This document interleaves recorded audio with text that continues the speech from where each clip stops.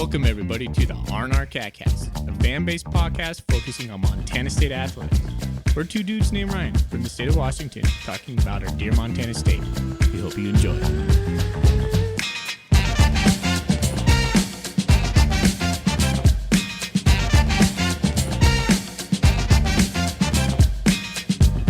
Good evening, good afternoon, and good morning, Bobcat fans, whenever you're listening to this.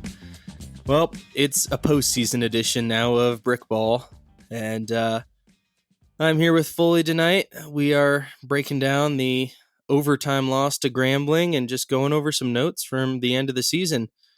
My first year doing the Brickball show is coming to an end, and it was a fun one, but an unfortunate ending in the tournament in the first four. But how you doing tonight, man?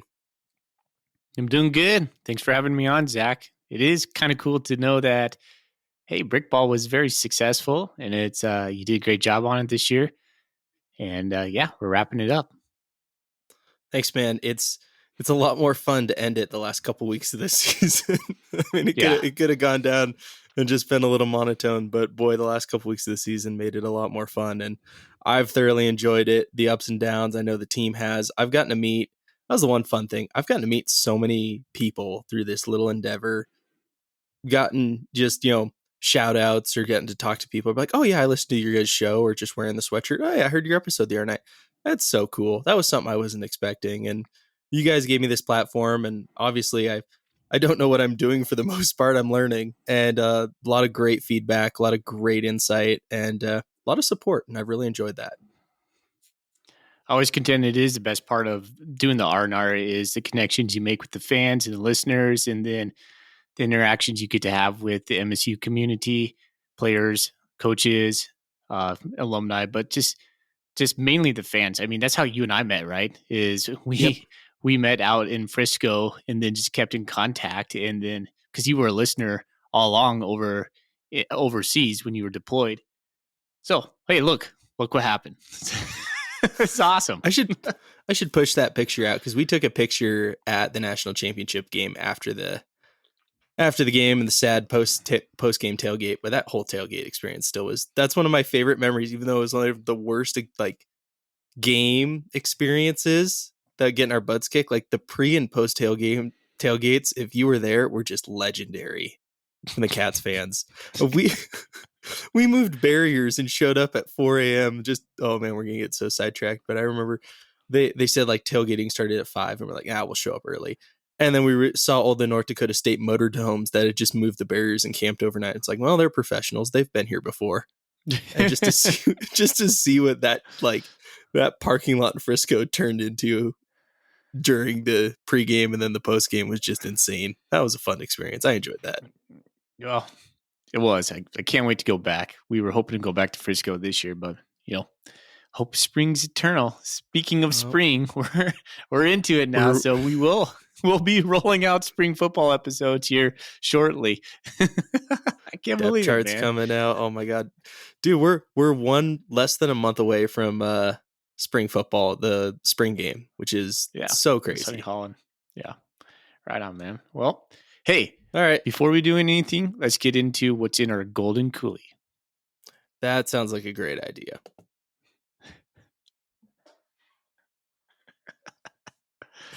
It cracks me up every time. Yeah. All right. You want to lead this off? All right. In my golden coolie, I'm still plowing through my stash of, it might be the second stash. I'm not sure actually. The Sierra Nevada Pale Ale. This is a celebration beer for me. We talk about that on a couple episodes, and I have a couple in my fridge still. And so they're still delicious. That's what I got. I got to get a celebration beer. That's something I've thought about, but I don't have one. I'm rocking the Map Brewery out of Bozeman, and I'm ordering their Party Mexican Lager. I have been in like a massive Mexican lager kick like the past 3 weeks. I don't know what it is. I think I just missed Floating Rivers this summer, and I'm just like, we had 2 really nice weeks, and then I got in summer mode, and of course fall spring hit me, and so now I'm in like summer beer mode, and I don't know why, but we'll see. Yeah, and you're about ready. I'm like out of IPA, out of dark beer mode. I'm into like that lager mode right now, so we'll see if that lasts. I'll report back on that, but that's where I'm at. Oh, fall spring, classic Montana. Like you Oh get like yeah, two fall springs, and then winter just slaps you right in the face again. I love it. it's coming right back. All right, dude, we'll get into it. Bobcats fall in overtime to Grambling State, 88-81. Let's get into some of the team stats I have up here. We were sadly out rebounded 41-27. So the last Zach stat of the year is not a good one. However, we did out 3-point shoot them. We were 43.3% to their 40%. Turnovers were about even, 12-11. We had one more, but it just felt like ours in the second half were just so costly. I would say that 3-point percentage too is kind of misleading because they only took 10. We took 30. Did you see that? Yeah, it just hurts. Yeah, 13 for 30, 4 for 10. But boy, they were good in the lane. I'll stop right here real quick, too. How did you watch the game? What was your game day setup? Because it was about a midday game. What was your kind of vibe, I guess, going into the game? Oh, wow. Well, the game started when I was still at work. So over here, Pacific Coast time in Spokane, the game started at 3:30 or 3:40, excuse me. I don't get off work. I don't leave the school until 4 contractually. So the game was going on already. I had set it up on my house to record. And so I was keeping watch on my phone, but not like I couldn't like actually log into the game on my phone. And I was, you know me, I could get so stinking nervous during these things. I was pacing anyways. And so I was watching on my phone, pacing back and forth, knowing full well that regardless what was going to happen, I was going to rewatch the game later that night when I had full time to do so. Because when I get home, I'm on dad duty, and of course the boys are old enough now; they want to watch the game as well. So we flipped it on when we got home, and everything was looking roses because we were up going into halftime, I think by 9 points or something like that, and then the second half happened, and so yeah, it was a little kind of a bummer night after that, but pretty much just got home and missed the first half mostly, but went back, rewatched it. That was the fun part, at least. We were knocking shots down left and right first half. It felt like we were on that same heater that we came off of from Boise State. And I had a little bit of a kind of like, man, I don't know if we can keep this up kind of moment.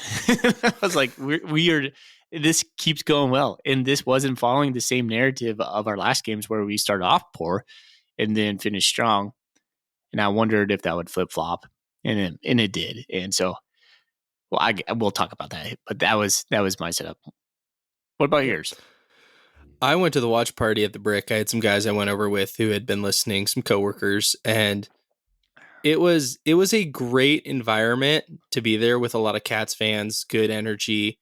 The one thing I'd say is the one critique I had is they had like a DJ for like the commercial breaks to play music, but we have really good in-game basketball and football. It's a lot of like rave music, but it gets you like hyped up. It gets you pumped. It gets that like adrenaline going. It's like good for the moment.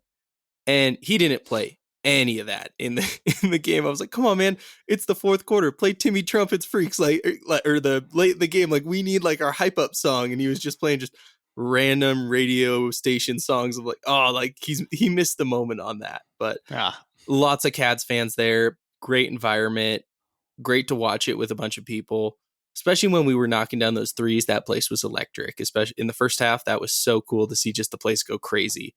But good setup, good environment. Stunk because there were a lot of people that were around me looking at me like, well, what's going to happen? You're the guy who should know. And I'm like, I'm just a fan. I'm just in my moment. I'm nervous right now, too. did they have concessions open? They did. Yes. Can you buy beer? You can. Yeah. You can buy alcohol. It's $9. It's $9 a pop, but yes, you can. What does $9 get you? It gets you about a 16-ounce Coors Light. $9 Coors Light. There you go. Good job, It keeps Montana people State. less rowdy, I guess. But yeah.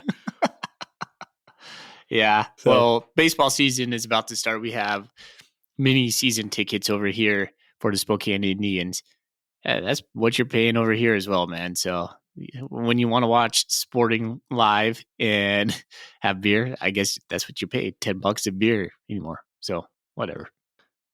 Side tangent. I missed that the no lie red. Was it the red band wheat ale that they have that they serve at those games in the Yeah. baseball bats? Oh, I Mm-hmm. totally missed those things. Love Hey, Spokane Indians games. I had a great time at those. Bozeman doesn't really have that, which is kind of tough because I love those minor league baseball teams and those games. come on back, man. I'll take you to I some. might have to come back for a game because those are Yeah. fun. Starting up next week. Can't Oh wait. yeah, gosh, I can't believe we're just moving so quickly. Baseball season starts. Wow. All right. Well, it was a roller coaster game. You mentioned that the second half, and I had to go back and look. We had a 14-point lead with 14 minutes to go in that Mm-hmm. game. So for the first Mm-hmm. 6 minutes, it was still, we're cruising, and then Kofor, and they just found the lane. It just felt like they just found that they could drive the lane, and we couldn't stop them. And we just got diced up the middle. They decided to stop shooting the long ball.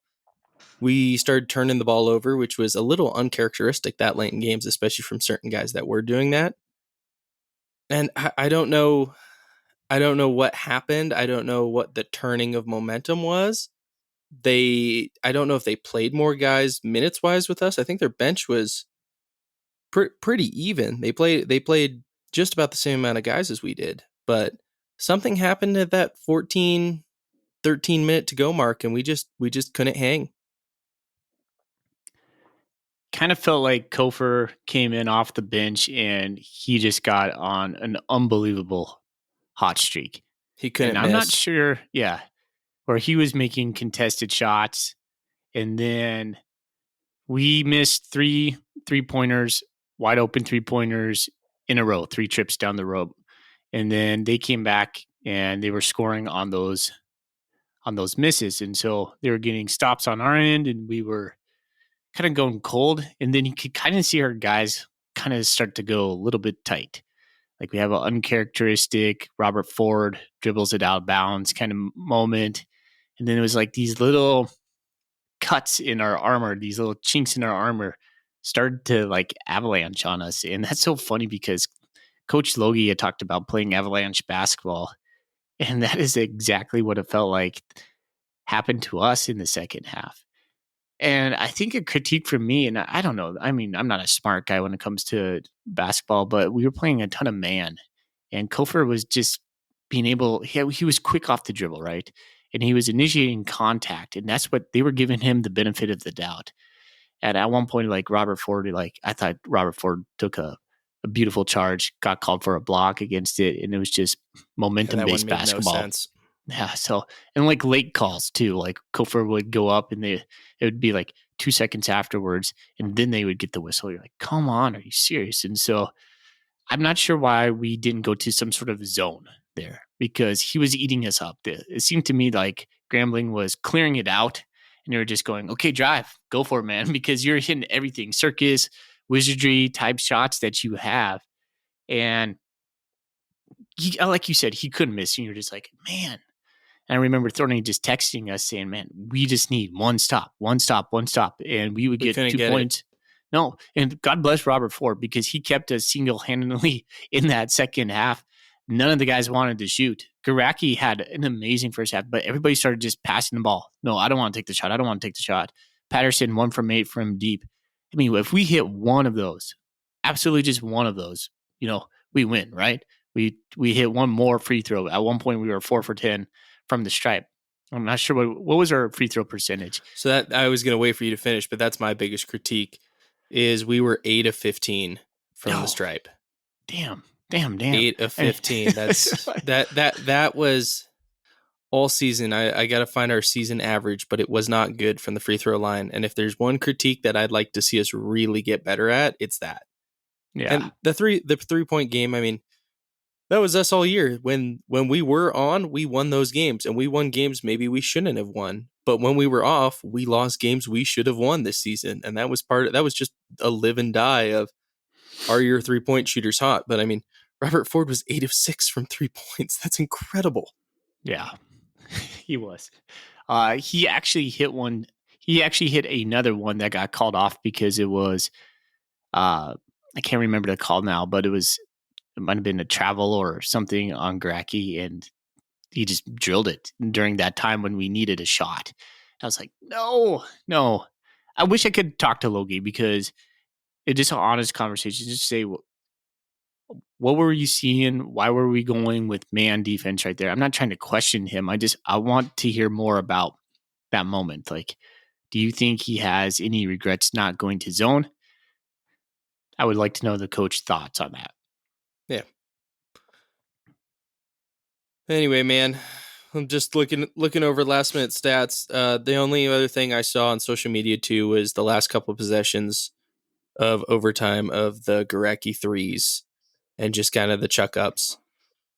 And I'm never going to critique, if a guy thinks he has an open shot, because here's the thing. If one of those goes in, we're not having this conversation. That's kind of Yeah. the thing, it's kind of how like football coaches get critiqued for running the field goal kicker out and being like, well, why'd you do that or something? And it's like, well, and if he misses, it's always a problem. But if he makes it, it's never brought up again. So never going to critique that on my side. It's not really ill-advised. If you think you can make that, if you have the confidence, Garacki's made quite a few of those shots throughout the year too, those crazy threes, but it was a desperate time and unfortunately those shots didn't fall and that was how it kind of ended. But sad, tough, but again, we were not supposed to be here this year. It was like I said in the solo show, was it playing with house money is a phrase that I really don't like because people are like, we're playing for the house money. It's like, no, we don't. Because you don't always have these opportunities. You never know when this kind of opportunity, you never know when a 10 seed is going to beat the 1 seed and you're going to have an opportunity to make it to the title game. Yeah. So that was kind of where I was at. And so to see the run we went on, see how this team progressed, and then to see us do that in the tournament and play tough and play a tough game. I mean, we were getting smoked by Purdue either way if we won that game or not. That was kind of the only step because I watched Grambling and they got shellacked by Purdue.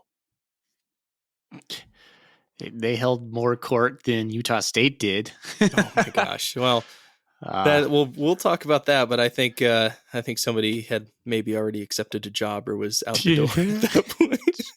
Hey, I did want to talk a little bit about Brandon Walker because Brandon Walker had an amazing first half.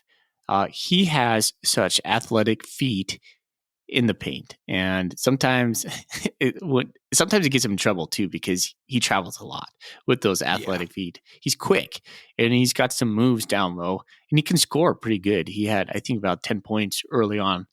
What did you think about the final play of regulation for us, giving it to Brandon Walker?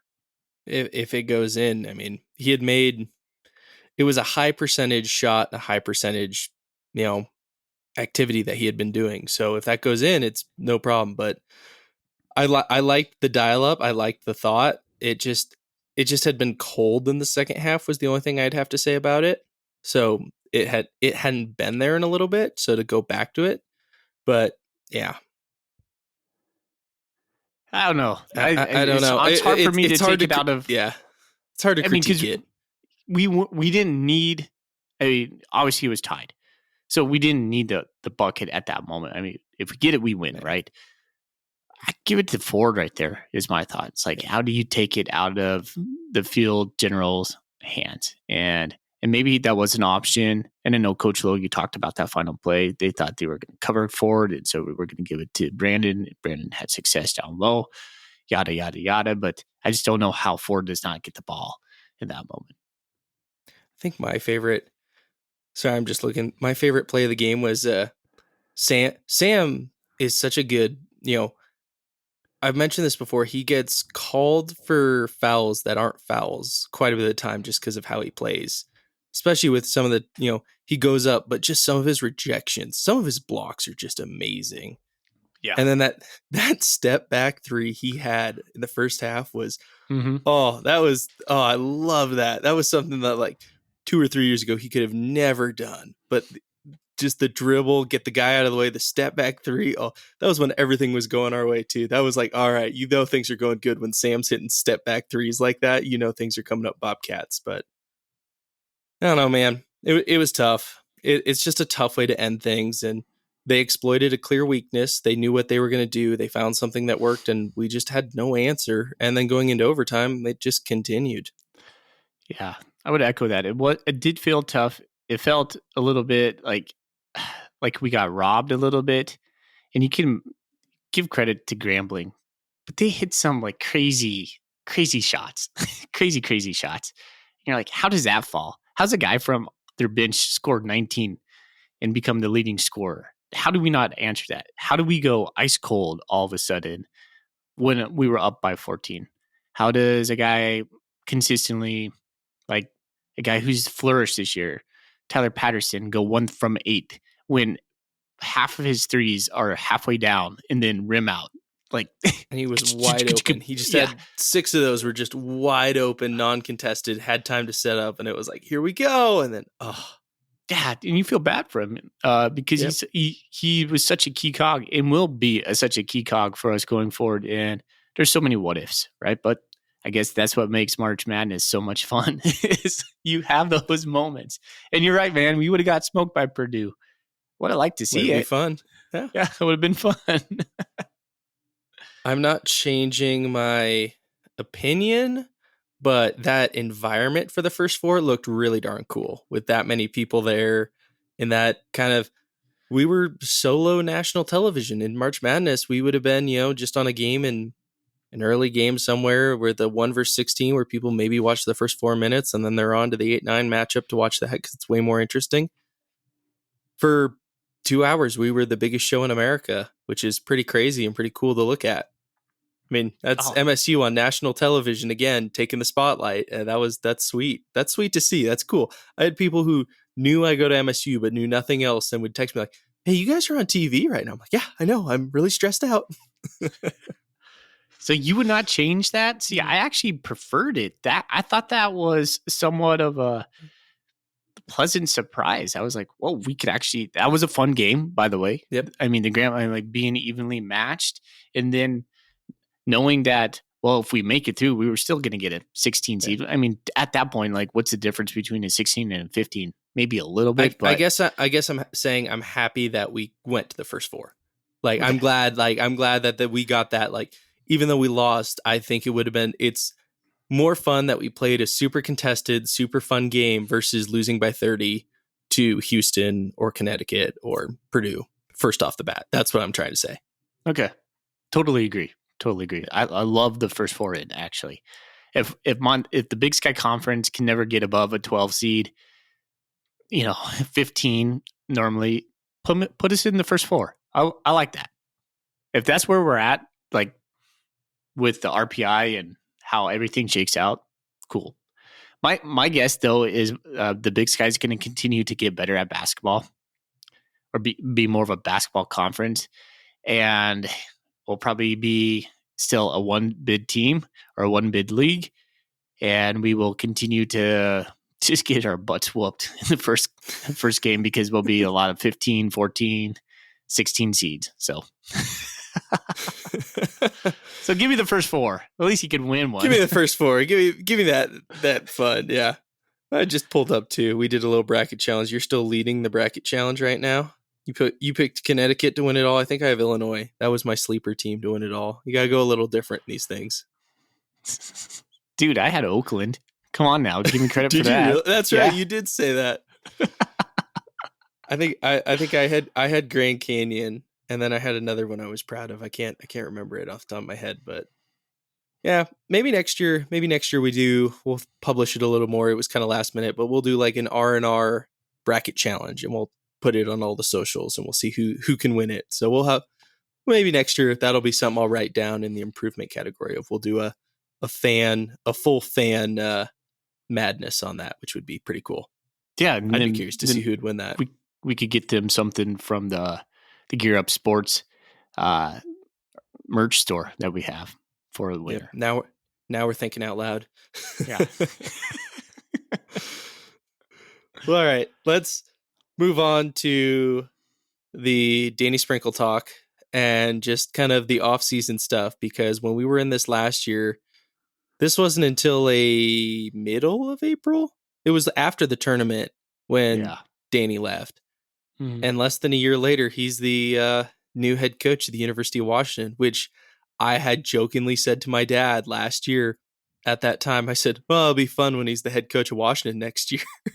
So, You like, I don't soothsayer, make a you. lot of hey, I don't make a lot of predictions. And like, it's like the Colin Cowherd how he has on his show. I'm not a big fan of his show, but he has the when he's right, when he's wrong segment. And I've had a lot of things wrong, especially in the one football episode. I sounded like a dummy for half that episode you guys had me on.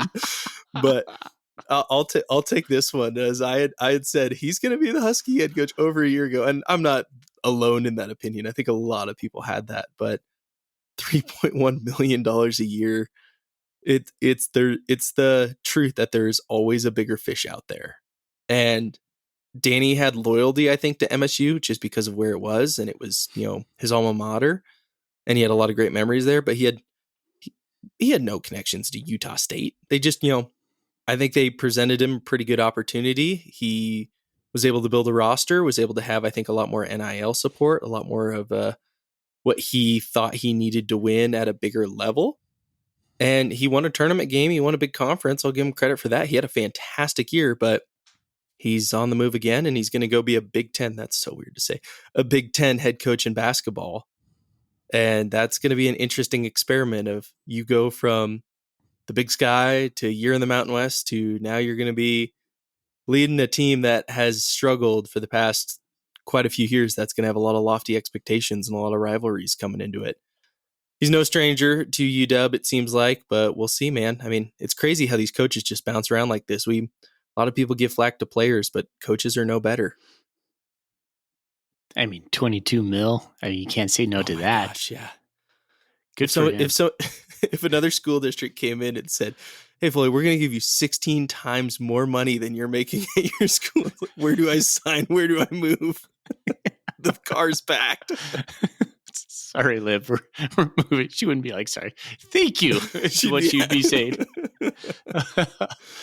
Well, good for him, man. That is such a good story. I did not know this. I was listening to Culture Show today. Apparently, his father is like in the Hall of Fame over at University of Washington. He was a football player, so he has ties to Seattle and University of Washington. I probably got that wrong, but I know his dad was a football player over there. So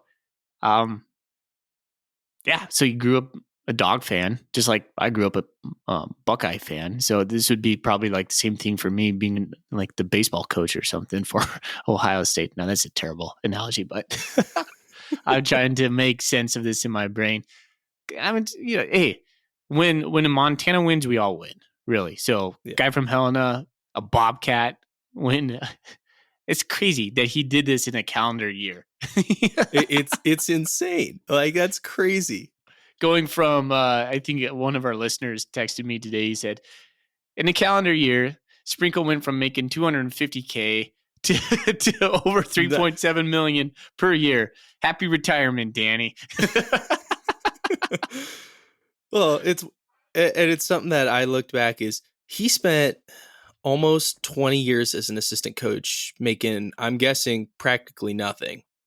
So you have these guys that come through, but man, he paid his debts. I mean, it's good to see him, get this, and he well deserved, obviously. But he was at Northridge a couple times. He was an assistant at MSU, and then he was at Fullerton for a while. He was assistant coach for a long time. So he really, he grinded his teeth. He got his opportunity to obviously be our head coach, and he ran with it and showed just what an amazing talent he was. And I think what an amazing dude he is too. I've heard nothing but good things about him, especially off the court. I mean, what a class act and a great guy. He has such a magnetic personality. When you listen to him, you understand why his players just respond to him, because you listen when they do the cameras, and they're in the meetings. You're like, yeah, this guy has like that chote thing going on where they're very similar in a way to me, where they're just like they command respect, but make you want to work really hard for them. And I'm just a guy. Like, I'm just a dad over here in Washington. I'm like, but I watch these things. I'm like, yeah, I get it. I see it. You just see leadership. You recognize good leadership. He's a good leader. He's a great Bobcat. He's a great leader. Yeah. Well, at the time of recording this too, it's funny because now Washington fills their vacancy without an athletic director. Kind of weird, but Washington State now has an open basketball position, and Utah State also has one. And there was some talk. I don't know what's going to happen, but we'll see if any Big Sky coaches get poached. If anything, moves on from here. David Riley. I'm curious. Yeah, there was a lot of talk from people around the tournament of this was before they got knocked out, but what would David Riley's potential next step be? And he's put together, besides no tournament stuff, really. I mean, he had the 1 year, but the last 2 years he's put together some really amazing teams. Especially he had an NIT run a little bit last year too. So to see what he could maybe do at a bigger level if he gets a shot at Utah State, it's going to be interesting. But if I'm Utah State right now, I got to be scratching my head a little bit. Like, do we want to go hire another Big Sky coach? And if he pops in a year, is he gone? I mean, it's the nature of the business, but that's kind of how it goes. Is that you got to almost like think it's got to come into consideration of, hey, not are we hiring a good coach, are we hiring a good coach, but is he going to stick around for a while? That's a crazy thing to think about and get into your heads. And I know I've heard some stepping stone stuff, but I'm just curious. It's going to be an interesting roller coaster. College athletics is obviously changing right now, but I don't think Bobcat fans have anything to worry about for a while. I think we got a good situation. I think we're set up for a while, and I'm so excited to see. I guess we'll kind of close things out here, but we were talking about it. We got a lot of dudes returning on this team. We got a lot of youth, a couple big time recruits coming in. I'm just really excited to see what we can do next year, what Logie can do with another year at the Division I level, what he's learned. I'd be very curious kind of if he does a postseason presser, some offseason stuff, just what's the biggest thing he's learned being a Division I coach? It will be interesting. I mean, you said a lot there. I keep thinking about all these coaching changes. The Washington State one is the one that has me curious because that's a regional thing for both David Riley and Coach Logie coming from Whitworth. So there could be some ties there. I'm not sure they're going to take a shot on Coach Logie. I'd throw in Travis DeCures too, though, from Montana. Yeah, I hadn't thought about Coach DeCure. That is a good point. He's been in the mix over there in previous hires as well. I would say David Riley could be a front runner. I would see him, recruiting Eastern Washington and being a Seattle guy himself. The Spokesman Review ran an article on that, and his name was one of the first that was on the top of the list over there. So, but as far as Coach Logie goes, it wasn't all roses, No. We went on this heater in the last 4 weeks, and that's the thing that we're, the taste that's in our mouth right now. But go 6 weeks back, 8 weeks back, we were having some really tough times. Go early on in the season, a lot of head scratchers, and you kind of alluded to it early on in this episode. Foul trouble, or not foul trouble, shooting from the stripe, being able to hit those, and also to me, Thorny, I almost called you Thorny. Zach is. I have a beard, but mine's not as magnificent as his. As illustrious as Thorny's. Oh my gosh. We, like you said, we also lived and died by the three. We took 33s in this last game. How can we be more dynamic? Is that going to be a hallmark of Coach Logie's program, or was it just a byproduct of who we had on our team this year, or is it both? I'm interested to see that. I would like to see us be more dynamic, be able to slash in the paint and be able to score inside. I mean, it was nice when we had Olmstead, his emergence with that as well, kind of mixed things up, but I don't know. I got some questions going forward, and definitely some improve upons that we could work on. But that's life, and that's he's a first coach, first year. He did a magnificent job, but there were some tough losses in there too. Yeah, it was frustrating at times, and it was incredibly fun at times, but it made it all that more interesting. I mean, we're a 17-18 team that made the tournament, nearly won a tournament game. That's crazy. Yeah. You had wins against Eastern Washington, but you had losses against Idaho. or so you're like the ups and the downs were almost too much for my heart sometimes. Can't remember if I said this last episode, but I'm like, hey, if you brought me on to do this basketball show, and the first thing I came on here and said is, yeah, we're gonna have a below 500 record, we're gonna win the Big Sky tournament, and we're gonna go and almost win a tournament game, and you'd be like, did we seriously bring this guy on to do this? Yeah. Oh, No but one what would a believe fun, that, by what a the way. funny. No one would believe they that. were like, okay, and we're turning this guy off for the rest of the year. Yeah.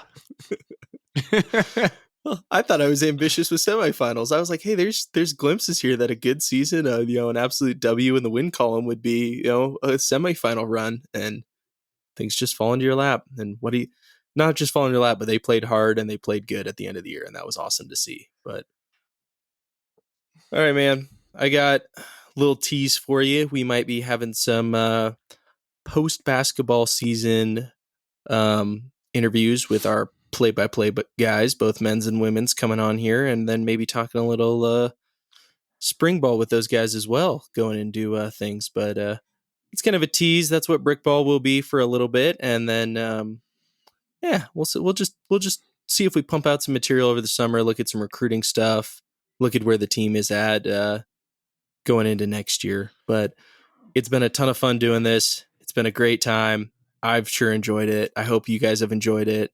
Hope I haven't annoyed anybody enough with my ums and so's and mans that I've been notorious for all year. But I've had a ton of fun. Foley, thank you for letting me do this. I really enjoyed it. And let's get out of here, man. Go Cats. Go Cats.